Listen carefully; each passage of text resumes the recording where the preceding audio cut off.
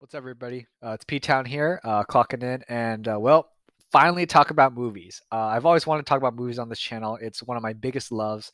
Uh, you know, I don't love just anime and manga, but I might love movies more, but I don't know. I think that's a topic that I might debate in the future. But for now, I want an excuse to talk about movies on the channel. I didn't want to do a top 10 ranking of like my favorite top 10 movies because I don't have a definitive top 10 favorite movies to like rank in order. I know I'm not the only one like that, but I knew that wouldn't be, the best idea for video, tossing and turning about what to put in the top 10.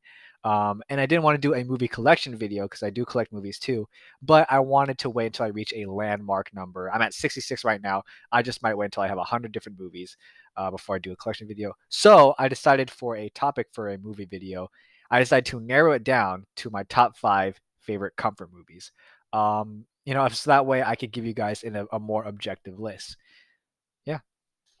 So before we get into the official list, let's talk about comfort movies and let's define them.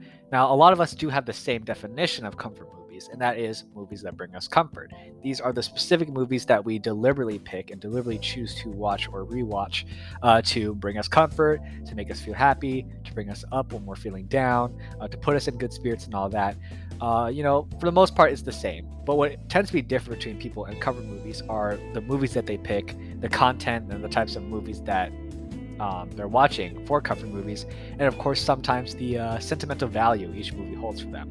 So we kind of all have reached our comfort movies through different ways and experiences of viewing. So for me, my approach with comfort movies has always been I would always rewatch movies on Sundays, and the comfort movies are just the movies I deliberately pick to put me in a good mood, to keep me motivated for the next week.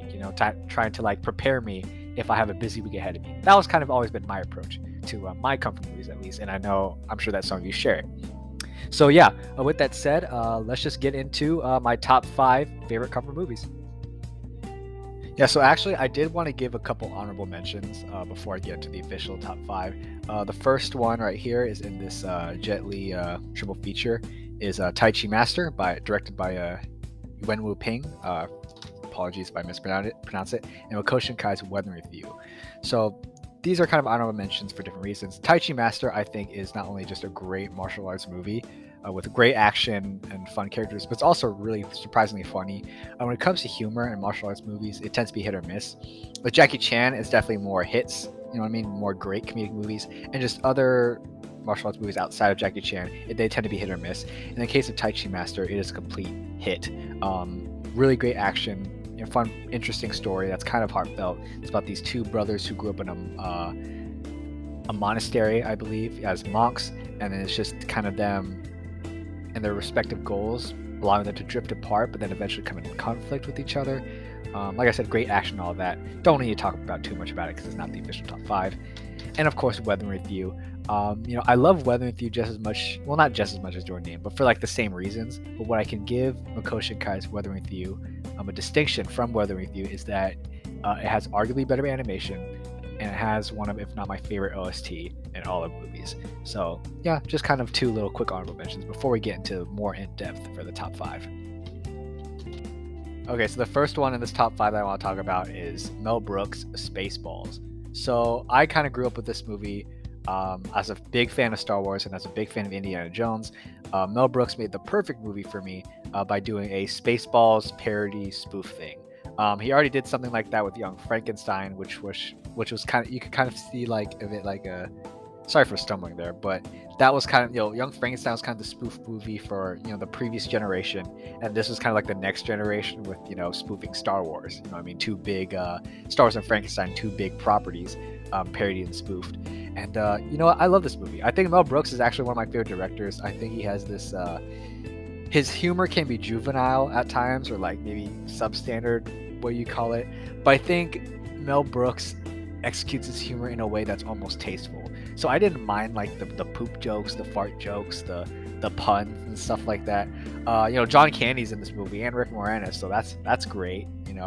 But yeah, like I said, as a fan of Star Wars and stuff and such like that, it was really funny to just watch, Darth Vader get parodied, lightsabers get parodied, the Force, George Lucas, merchandising, all that.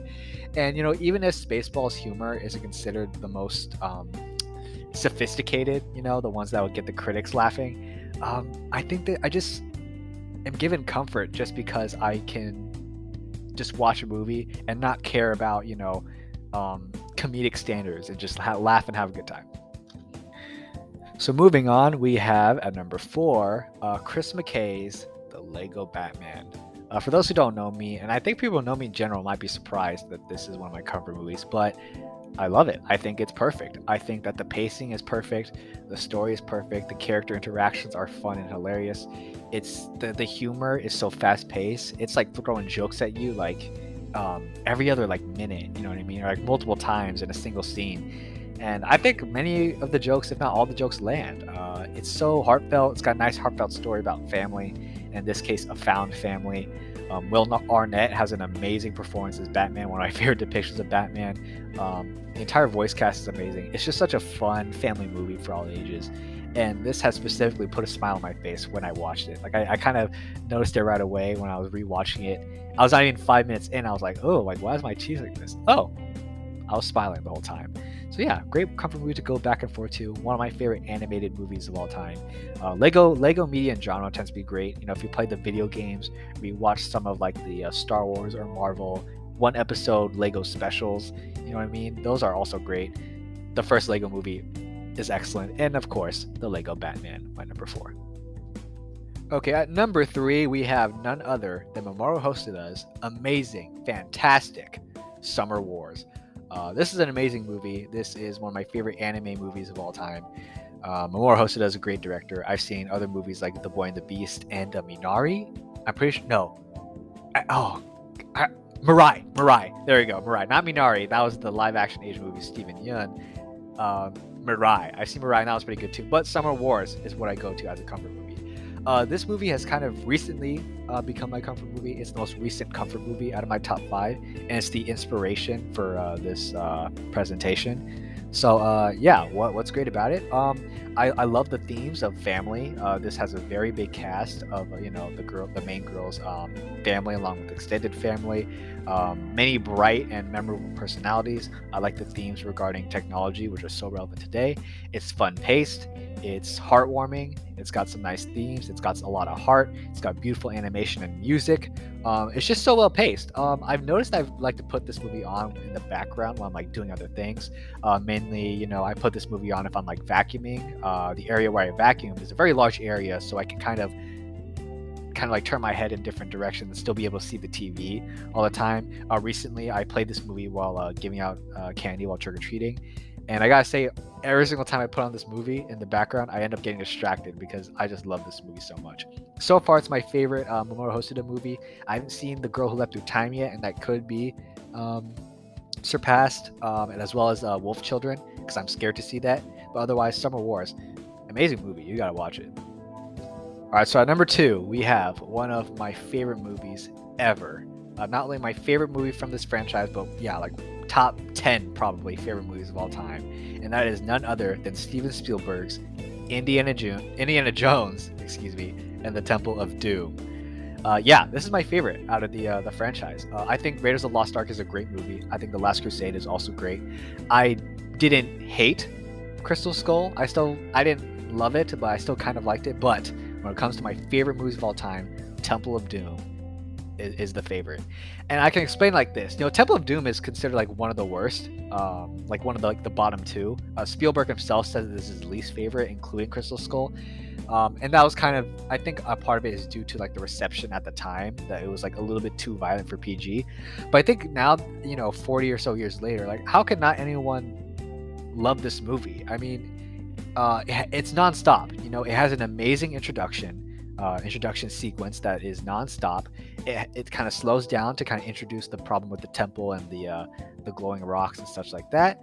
And then the first hour is that setup, and then the second hour is just straight action, nonstop action for the entire movie. It arguably only has 2 acts, the setup and then just straight action. In terms of Indiana Jones and his character, he was kind of the character that always escapes by the skin of his teeth. He just barely makes it, and it has that kind of let's get the hell out of here tone. This movie encapsulates that completely. I just have a smile on my face, throughout the entire 2-hour runtime. Every time I put this on, I never get tired of watching all the many great action sequences in this movie. The whole fighting on the conveyor belt, the sacrificial scenes, both of them. Short Round is great in this movie. Yeah, I love this. I love this movie. This is one of my favorites of all time. If I were to give a top 10, this would be in here for sure. And last but not least, you guys might have seen this coming, but because I talked about Weathering with You earlier, my number one pick is Makoto Shinkai's Your Name. So this is a great movie. When this came out, this was the year of Your Name, 2016 in Japan.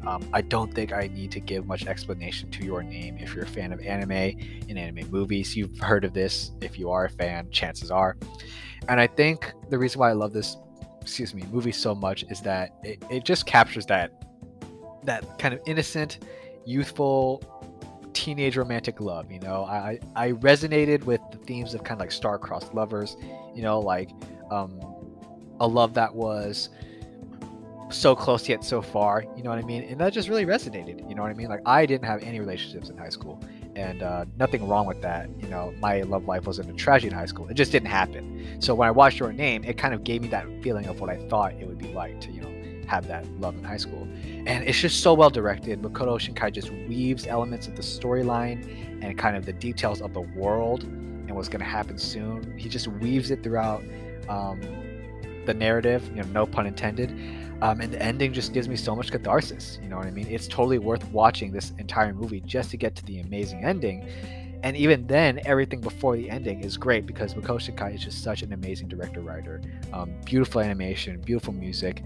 I'm always moved every time I watch this movie, and I can't really say that about any movie on this list, as well as just movies in general. Yeah, definitely my go-to, and I'm very happy that I get to rewatch this for years and years to come. All right, so that's it. My 5 favorite comfort movies. It was really hard even then narrowing it down to just 5, but I just want to kind of, in some extent, talk about the movies that I love with you guys, and hopefully I can talk about more movies in the future. So let me know your favorite comfort movies below, and catch you next time.